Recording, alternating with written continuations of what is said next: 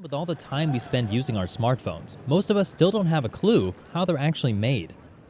But a smartphone startup in the Netherlands wants to change that. Supply chains are big and boring and abstract. We don't have that emotional connection with how it's made, who made it, where does it come from anymore.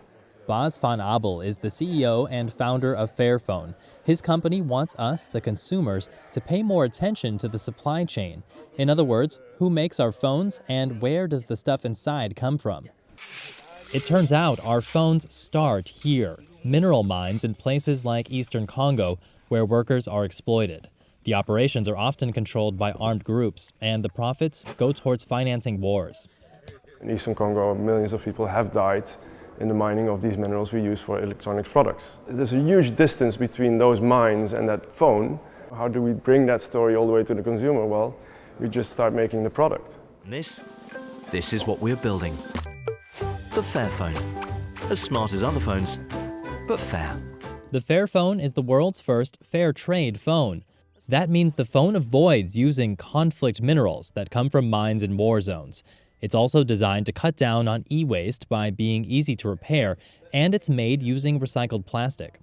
The difference is that it's not only a phone, it's a movement. Here in the Democratic Republic of Congo, his team started its own supply chain to try to phase out the 4 conflict minerals used in phones. But the phone still isn't 100% fair. So far, only 2 minerals, tin and tantalum, are conflict-free. And there's another challenge. Conflict-free is not child labor free.